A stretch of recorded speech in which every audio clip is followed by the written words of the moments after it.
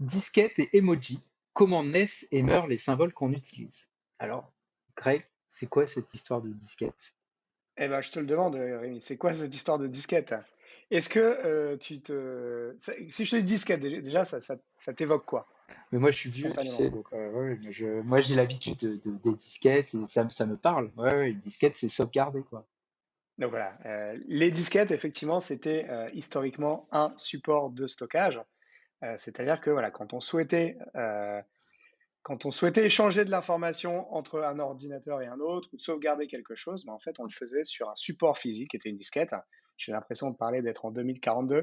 Euh, mais en fait, c'est une des raisons du problème, pardon. C'est justement la disquette, en fait, c'était historiquement un support dans lequel on sauvegardait des choses. Depuis, il y a plein d'autres moyens qui sont apparus. Il y a eu les CD, il y a eu les clés USB, et puis surtout maintenant, il y a le Les cloud et mini-disques. les mini-disques également, tu as raison. Et ouais, tout à fait. Et donc, ouais, et donc, Podcast de vieux. il existait même, et ça, je ne sais pas si tu connais, j'ai fait découvrir ça à quelqu'un ce week-end. Il existait même des disques rectangulaires. T'as connu ces trucs-là ou pas? Ah, pas du tout, non. Non. Alors écoute, c'était des disques au format carte de visite. Et moi, pour la petite histoire, mes premiers CV, j'avais fait une petite application, un petit exécutable, que je mettais dans ces disques au format carte de visite qui coûtait une blinde. C'était Ouais. très cher parce que c'était un format exotique. Et par contre, ouais, c'était assez différenciant, hein. Il y avait un petit Ah, la effet classe. wow.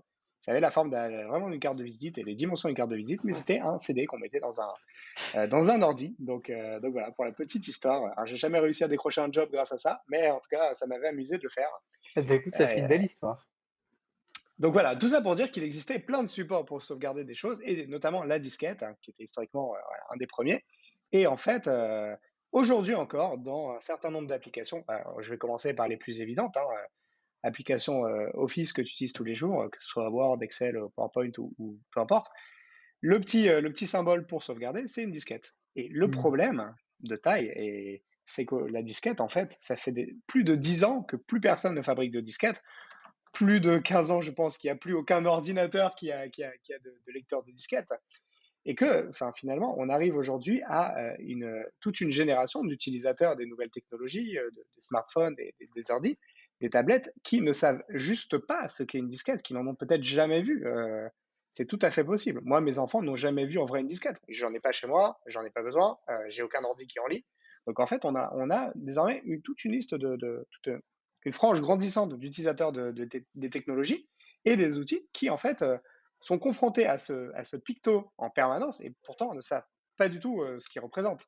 Alors, potentiellement, il y en a, je pense, qui savent ce que c'est, mais voilà, potentiellement, il peut y avoir un vrai cas. Si bien que, et ça c'est une petite histoire un peu marrante que j'ai découvert quand j'ai creusé le sujet sur ma newsletter, c'est que il y a 2 ans, il y a eu un tweet qui est devenu un petit peu viral d'un utilisateur japonais qui s'étonnait en fait du fait que l'icône Save, donc pour sauvegarder sur Excel, ressemblait à un distributeur de boissons au Japon. Et c'est vrai que les distributeurs de boissons au Japon ont une forme un peu allongée différente de celle qu'on trouve chez nous. Et donc voilà, je vous invite à regarder sur Internet. Et c'est vrai que ça ressemble comme ça de manière assez proche à une disquette. Et donc cet utilisateur, vraiment très sérieusement, qui était assez jeune, qui avait 17, 18 ans, je crois, s'est demandé comment ça se fait que c'est l'icône du distributeur pour sauvegarder un document. Bien entendu, ce n'était pas le cas, mais ça montre quand même qu'à un moment donné, ces pictos ne sont plus pertinents, en fait. Hmm, c'est Euh, clair.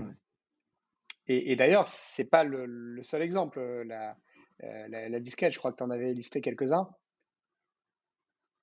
Oui, ouais, ouais. Ben, en fait, c'est vrai que ça fait penser. T'as les enregistreurs, par exemple, qui ressemblent aux anciennes, sur lesquelles on a le symbole des cassettes. Donc deux cercles reliés par une barre et qui tournaient, et donc la bande passait d'un cercle à un autre. Il y a le téléphone qui utilise encore le symbole du téléphone à l'ancienne, qu'on décroche et qu'on rachète. Les dossiers physiques, sur lesquels, bon, bah, je sais pas, moi je t'avoue que les chemises, j'en ai pas trop où ranger les fichiers, ou alors je les utilise vraiment pas souvent, mais ouais, c'est clair, ouais. Et donc, ouais, il y a un nombre grandissant finalement de pictogrammes qui finalement, voilà, qu'on voit en permanence dans notre vie numérique, qui deviennent de plus en plus, euh, comment dire? Mais en fait, ils ne parlent plus, dans le Mmh. sens où ils vont devenir incompréhensibles, pour une frange, de plus en plus grande de la population. Alors bon, je pense que les gens comprendront que ce que c'est, mais pourquoi ça ces pictos? Bah, ça parlera pas forcément parce qu'il y aura pas d'affect ou de relationnel avec l'objet et Mmh. voilà, le sujet n'est pas prêt, de se calmer puisqu'en fait, on a de plus en plus de pictos, d'emojis, Ouais, qu'on utilise tous en permanence, ouais. et donc ça, voilà, on a une masse grandissante de ça, enfin d'emojis et de symboles. Mmh mh. Non, mais c'est clair. Bah, moi, j'en utilise, beaucoup, hein, malgré mon grand âge, et beaucoup me parlent, mais maintenant que tu le dis, effectivement, c'est vrai qu'on en a plein qui se rapprochent visuellement de d'objets qui n'auront aucun sens, enfin, qui n'ont peut-être déjà plus de sens, comme tu disais, bah, pour tes enfants qui savent pas ce que c'est une disquette et il va y en avoir, bah, j'imagine de plus en plus, quoi. Ce qu'il faudrait, il faudrait, organiser un petit peu tout ça, non? Eh ben, figure-toi que c'est déjà le cas, Ah, justement, Rémi. Il existe en fait un institut, un consortium très, très sérieux qui est le consortium Unicode, qui a, entre autres mission justement, l'objectif d'organiser, les emojis, de créer en permanence de nouveaux emojis, de s'assurer qu'ils sont lisibles, peu importe l'appareil que tu utilises et donc ça, c'est vraiment un voilà, c'est un institut, un consortium très, très sérieux qui, plusieurs fois par an finalement, se positionne et crée de nouveaux emojis. Voilà, on en a eu, enfin, ça évolue en permanence les emojis, hein. Rien que l'année mmh dernière, les emojis avec les masques, les ouais. emojis avec les vaccins ont évolué avec la pandémie, hein. On s'en rend peut-être pas compte, mais voilà, 2-3 fois par an, tu as une liste de 200-300 nouveaux emojis qui sont déployés pour accompagner justement l'évolution des usages, l'évolution de la société. Et ça, c'est un sujet hyper important. Et en fait, sache que du coup, il y a une personne dont c'est le job Mmh à temps plein. Alors c'est plutôt une association, hein, de ce que j'en comprends, c'est-à-dire que c'est beaucoup de bénévoles, mais il y a quand même ouais. une personne dont c'est le job de gérer tu vas rigoler, le comité emoji au sein de l'Unicode Consortium, donc c'est un sacré job, hein. Enfin, je pense qu'il y a pas beaucoup de jobs finalement qui ont autant d'impact dans Oui, la ah bah, vie dans la vie des gens, quotidienne, tous les la jours, ouais, vie ouais. quotidienne.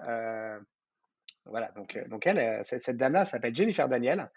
Elle a déjà d'ailleurs, tu me l'as annoncé, une newsletter qui est hyper intéressante. Ouais. Donc on mettra le lien également en commentaire. Et son job finalement à Jennifer, donc elle a eu le job il y a pas très très longtemps, il y a quelques mois, et vraiment son mantra un petit peu, c'est d'essayer de faire des emojis qui sont de plus en plus, qui accompagnent vraiment les changements de la société, qui sont plus inclusifs. Mmh Et donc voilà, essayer aussi justement en rendant certains emojis. Alors il y avait le cas il y a quelques années déjà où il y avait peu de gens. Voilà, tous les emojis étaient blancs. Il n'y avait pas de gens Ouais. colorés, par exemple. Il n'y avait pas de gens avec des voiles. Il n'y avait pas de gens avec des signes particuliers. Il n'y avait pas des gens handicapés. Et c'est vrai que aujourd'hui, voilà, il y a de plus en plus d'emojis qui vont dans ce sens-là. Désormais, il y a même un emoji avec quelqu'un qui a une jambe en une prothèse, Ouais, qui marche avec une prothèse. Donc c'est voilà, vrai. c'est vraiment dans l'idée de faire des emojis de plus en plus inclusifs, tant vis-à-vis de situations de handicap que de situations sociales, de préférences et également sexuelles, enfin, vraiment pour accompagner l'évolution de la société. Mmh Typiquement, un des premiers emojis sur lesquels a bossé Jennifer, c'est justement le fait d'avoir un emoji d'homme. Et ça, je ne le savais pas avant de lire l'article. Un homme avec un voile de mariée.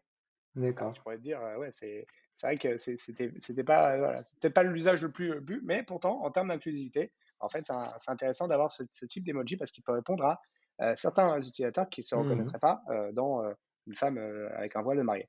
Et donc Mmh voilà, tout ça pour dire que ça va de plus en plus et c'est un reflet de notre société, de son évolution des emojis, tout en ayant ce challenge de rendre les choses maximum intelligibles pour tout le monde.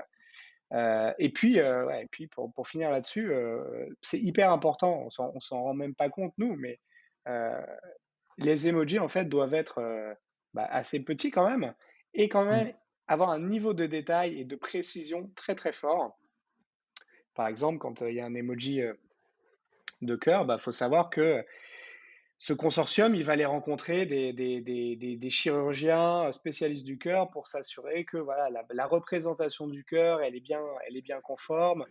Pareil, l'emoji des baleines, ils ont été rencontrer des experts de baleines et tout pour vraiment s'assurer que la représentation, il n'y ait aucun faux pas dans la représentation et dans les différentes voilà, variations différent emoji pour s'assurer que bah, tout ça euh, soit bien finalement respectueux de la réalité de l'objet ou de la représentation, tout Mhm. simplement parce que, comme on le disait, ça a un impact après. Une fois que tu les as lâchés, les emojis, c'est dans la nature et voilà, c'est très très utilisé. Et puis, il y a beaucoup d'emojis qui ne sont pas retenus. Hein, voilà, Bien chaque sûr. mois, ils se réunissent et puis ils se positionnent sur les emojis intégrés ou pas. Donc, il y a de nombreux refus tous les ans. Oui, ça me fait penser à l'histoire de l'emoji fondu qui avait gagné. Attends, je suis en train d'aller chercher. Voilà, en fait, à- il y a une histoire comme ça, c'était bah, l'année dernière, sur l'emoji fondu qui a gagné face à l'emoji raclette. Oh, Et même Justin Bieber a soutenu l'emoji fondu. Donc voilà, c'est assez marrant. énorme. On mettra le lien dans l'article et la lien entre les deux. Et en fait, bah ouais, ça dépend des usages, quoi. Et je me souviens avoir vu pas mal de. Bah, faut monter un dossier apparemment très très précis et très construit bah, pour prouver l'usage effectif de ce nouvel emoji, le fait que ça fait partie de la culture ou qu'on l'utilise beaucoup, et ensuite envoyer des modèles de, d'emoji. Donc c'était assez marrant. Et bah, du coup, sur Jennifer Daniel, donc la personne dont tu parlais en charge du comité emoji, je suis allé lire sa newsletter et ça a l'air assez intéressant. J'ai lu son dernier papier sur lequel elle raconte en fait tout le challenge de faire en sorte que tous les emojis soient les mêmes, ou en tout cas aient la même signification sur toutes les plateformes.